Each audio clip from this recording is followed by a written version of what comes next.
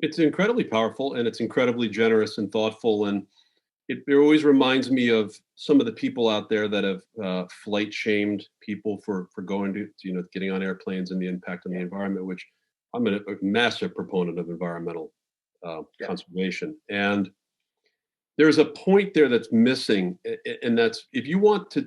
I always kind of say, if you want to take the first step in being a global citizen, you want your kids to take them traveling yeah. because when they do, they're going to be open to a whole world that is outside of Instagram and the bubble that they live in, particularly if they're traveling on the more luxury side of what we're offering.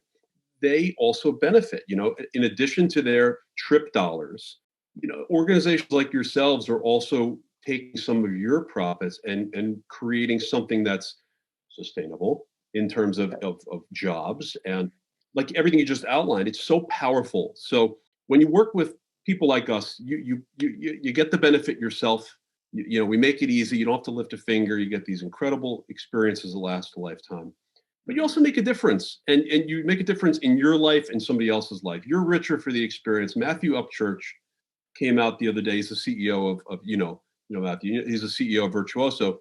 Said on a call we were on, travel is the only thing you can buy that will make you richer, which I think That's right. is so true. And That's there was right. something else you and I were talking about recently, which was and beyond and how they do the Mhm. virtual safaris. And it's in keeping with the Rhino programs that are there are many, and you're involved in some of them as well. Mhm. That all comes, and that virtual safari is $250. That is supporting those programs. So these people do need to be paid. They do need to eat, and by doing these little things, you go from having no impact perhaps to having a real impact, even with just $250. And That's pour right. yourself. I would encourage anybody to do that and then give us a call about doing a safari because you will enjoy it. You'll do something on the front end for those people.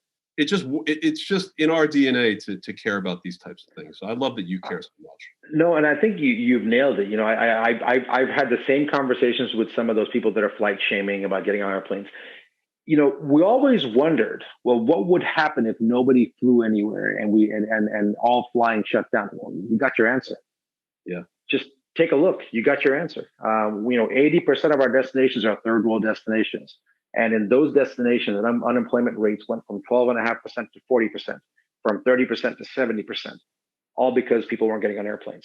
Yeah. So yes, we'd love to have alternate forms of energy for planes, and there is process, right? So in Vancouver, for example, those seaplanes that are going out to the islands that are now electric, there is a process. There is there, but it's not going to happen overnight. But if the thought process is that I'm going to publicly shame somebody for getting on an airplane, even though they do care about the environment as much as you do, okay, well, yes, I'm not going to get an airplane to help out, but look at the damage being caused on the other side of it. There's got to be a balance. Progress, and it was actually and beyond, Joss Kent and beyond the top of this. Progress comes very slowly, and if progress comes, and he taught me, he said, take small steps, solve small problems one at a time. And that I think is really, really key. When it came down to, even what we're talking about, so talking to somebody like Costas Christ, who is involved in sustainability on so many different levels. He's taught me everything I know over the last 15 years and beyond. And one of the things that he talks about is that the notion that sustainable travel isn't either important or that it isn't wanted or it isn't cared about, that's all gone out the window. What he talks about is that progress as well comes in balanced form. You know where you want to be.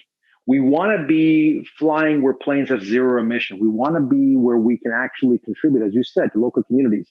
The progression comes in balanced approaches in every step of the way.